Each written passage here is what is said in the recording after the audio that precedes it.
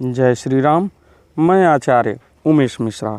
आइए हम आपको फिर प्रभु श्री राम के रामचरितमानस यानी बालकांड के प्रथम सोपान में ले चलते हैं। उससे पहले महावीर हनुमान के बारे में थोड़ी सी सूक्ष्म कथाओं के बारे में भी चलते हैं। आइए जानते हैं कि महावीर हनुमान का प्राकट्य और प्रादुर्भाव कैसा था हमारे इस त्रेता युग में। तो देखा जाए तो परमेश्वर की भक्ति और हिंदू धर्म में भगवान की भक्ति की सबसे लोकप्रिय अवधारणाओं और भारतीय महाकाव्यों रामायण में सबसे महत्वपूर्ण पात्रों में प्रधान हैं। वह भगवान शिव जी के सभी अवतारों में सबसे बलवान और बुद्धिमान माने जाते हैं। रामायण के अनुसार वे जानकी के अत्यधिक प्रिय हैं, यानी माता सीता के। इस धरा पर जिन 7 मनीषियों को अमरत्व का वरदान प्राप्त है उनमें बजरंगबली भी हैं। हनुमान जी का अवतार भगवान राम की सहायता के लिए हुआ। हनुमान जी के पराक्रम की असंख्य गाथाएं प्रचलित हैं। इन्होंने जिस तरह से राम के साथ सुग्रीव की मैत्री कराई और फिर वानरों की मदद से असुरों का मर्दन किया, वह अत्यंत प्रसिद्ध है। इसके पश्चात अगर देखा जाए तो भगवान बजरंगबली को अन्य नाम से भी जाना जाता है, जिसको महाबली, महावीर, पवन पुत्र, अंजनी सुत, केसरी नंदन, रामेष्ट, दशग्रीव, दर्प आदि नामों से जाना जाता है। अगर संबंध के बारे में देखा जाए तो वानर रुद्र अवतार राम के भक्त, अगर ग्रह के रूप में देखा जाए तो पृथ्वी, मंत्र के रूप में देखा जाए तो ओम श्री हनुमते नमः, अस्त्र के रूप में देखा जाए तो गदा, वज्र और ध्वजा, दिवस मंगलवार और शनिवार, वर्ण लाल, जीवन साथी सुअरचला, माता पिता राजा केसरी, वास्तविक पिता और वायुदेव आध्यात्मिक पिता हैं। माता अंजना, भाई और बहन के हिसाब से भी देखा जाए तो इनके कुछ भाई और बहन भी थे, जिसमें मतिमान, श्रुतिमान, गतिमान, केतुमान, धृतिमान सगे छोटे भाई, भीमसेन सौतेले भाई, संतान मकरध्वज, सवारी अज्ञात।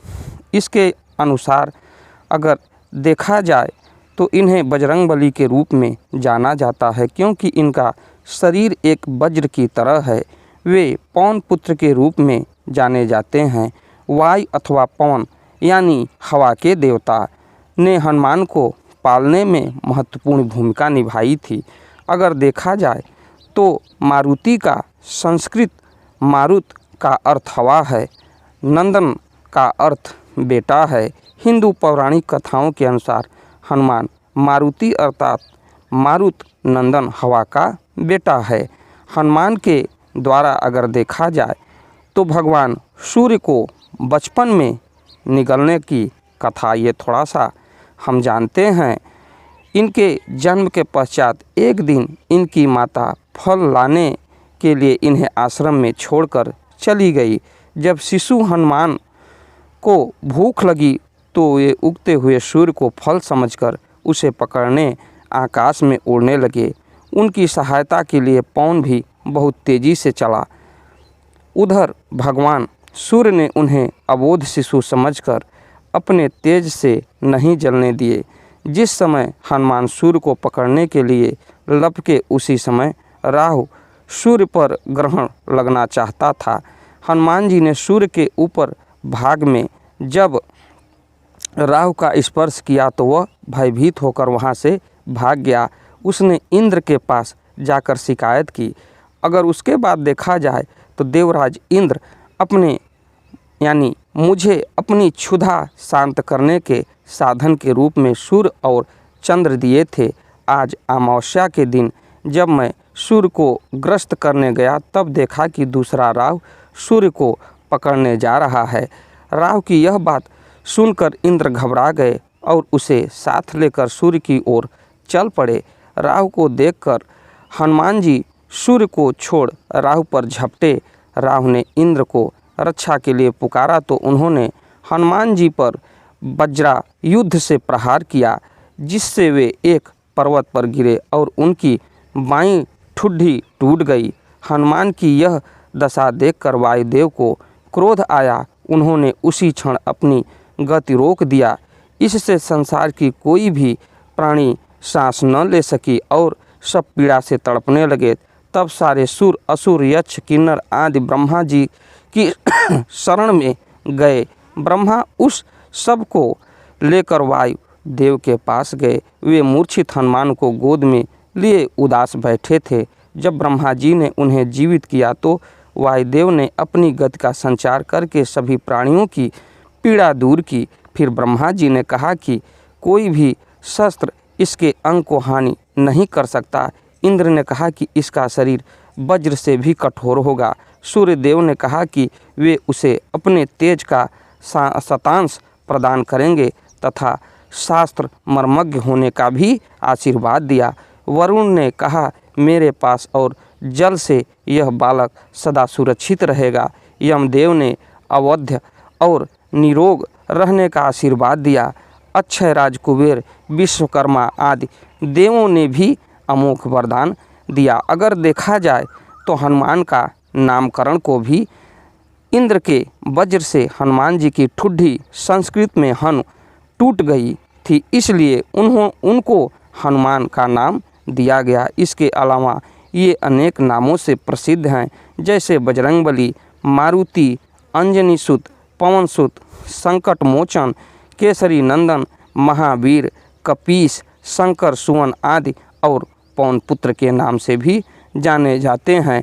हनुमान जी का अगर रूप देखा जाए तो हिंदू महाकाव्य रामायण के अनुसार हनुमान जी को वानर के मुख वाले अत्यंत बलिष्ठ पुरुष के रूप में दिखाया जाता है।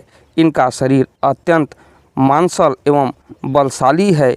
उनके कंधे पर जनेऊ लटका रहता है। हनुमान जी को मात्र एक लंगोट पहने अनावृत शरीर के साथ ही दिखाया जाता है। वह मस्तक पर स्वर्ण मुकुट एवं शरीर पर स्वर्ण आभूषण पहने दिखाई देते हैं। उनकी वानर के समान लंबी पूँछ है। उनका मुख अस्त्र गदा माना जाता है।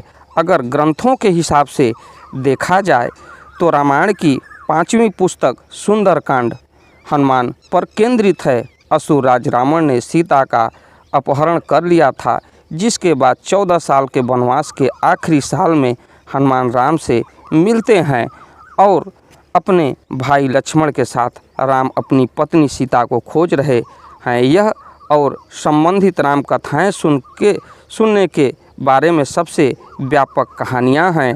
और देखा जाए तो रामायण के कई संस्करण भारत के भीतर मौजूद हैं। ये हनुमान, राम, सीता, लक्ष्मण और रावण के रूपांतरण और प्रस्तुत करते हैं। वर्ण और उनके विचरण अलग अलग हैं। कुछ मामले में काफ़ी महत्वपूर्ण बातें मिलती हैं।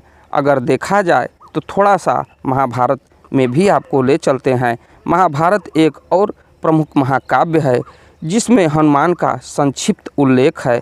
पुस्तक 3 में महाभारत के वाना पर्व उन्हें भीमसेन के सौतेले बड़े भाई के रूप में भी प्रस्तुत किया गया है, जो उनसे कैलाश पर्वत पर जाने के दौरान गलती से मिलते हैं। असाधारण ताकत का आदमी भीम हनुमान की पूँछ को हिलाने में असमर्थ हैं, जिससे उसे एहसास होता है और हनुमान की ताकत को स्वीकार करता है।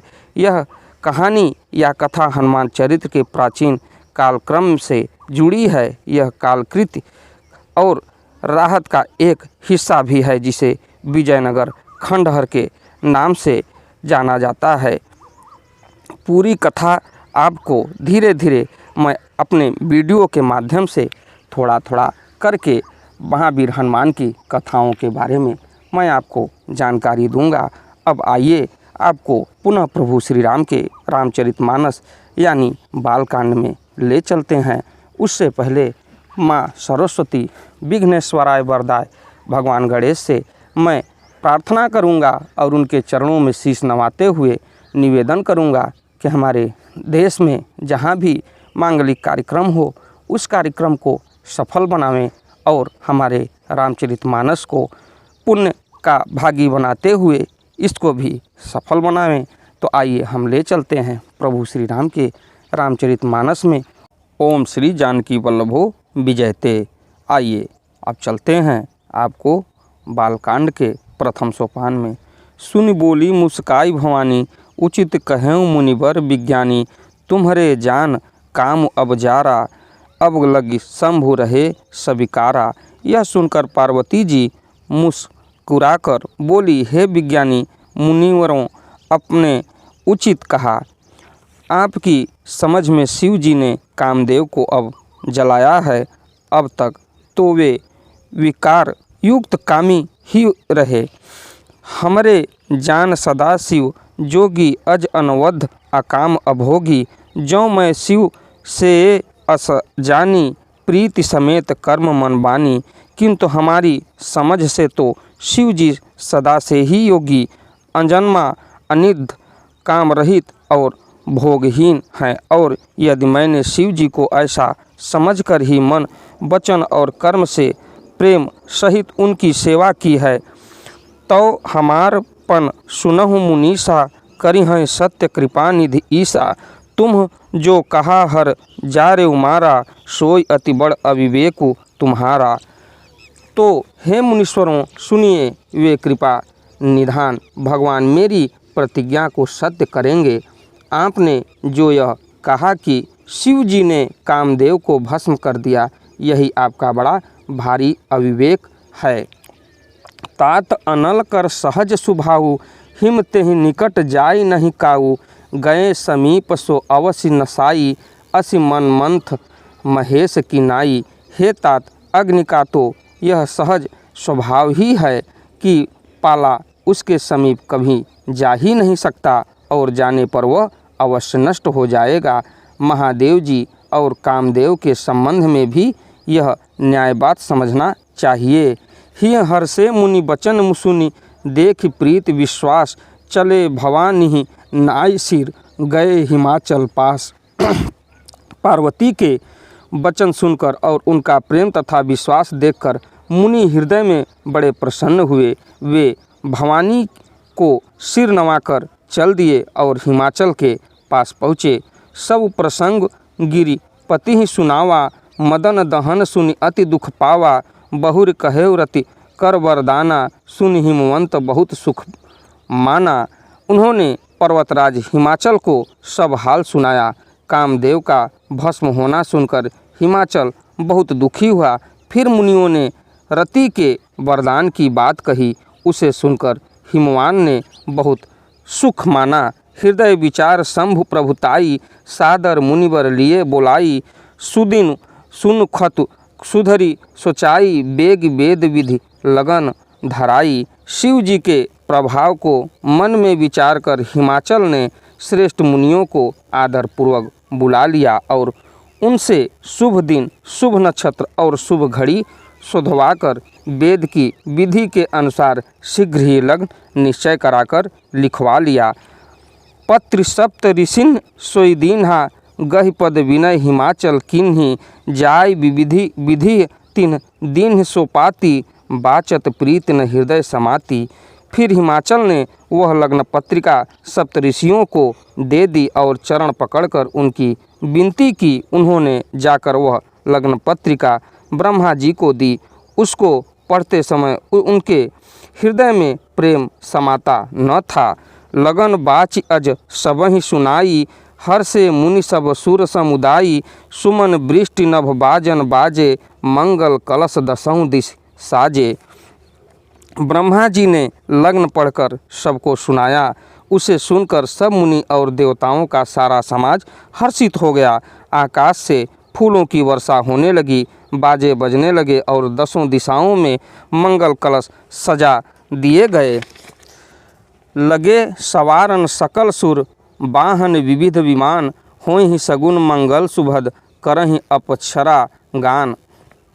सब देवता अपने भांति भांति के वाहन और विमान सजाने लगे। कल्याणप्रद मंगल शकुन होने लगे और अप्सराएं गाने लगी।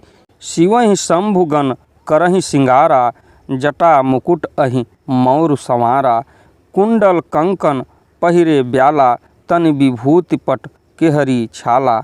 शिव जी के गण शिव जी का श्रृंगार करने लगे।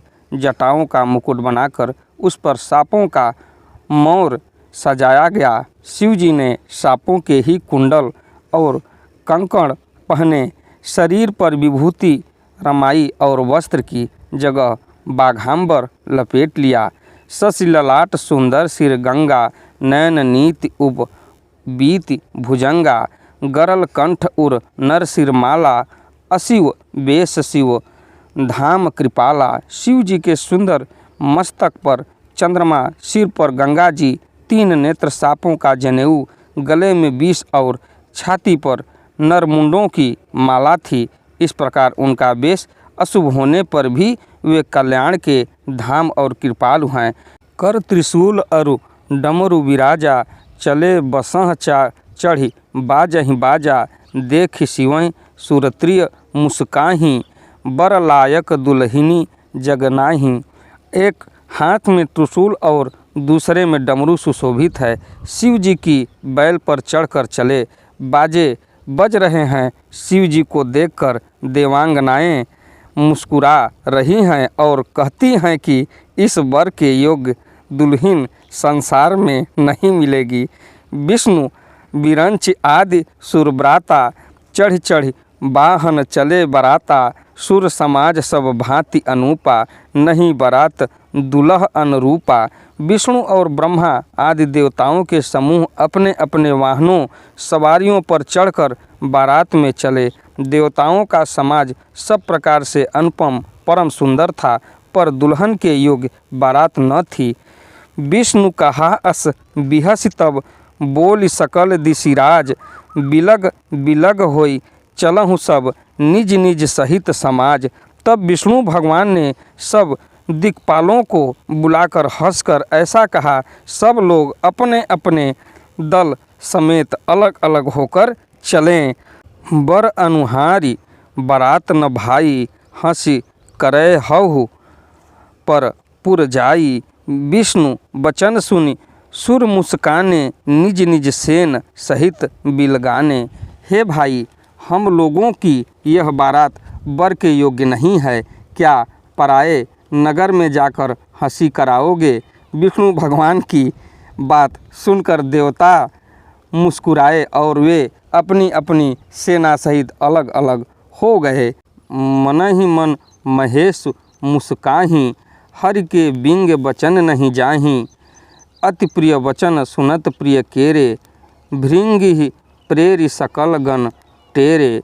महादेव जी यह देखकर मन ही मन मुस्कुराते हैं कि भगवान विष्णु के व्यंग वचन दिल लगी नहीं छूटते। अपने प्यारे भगवान विष्णु के इन अति प्रिय वचनों को सुनकर शिव जी ने भी भृंगी को भेजकर अपने सब गणों को बुलवा लिया।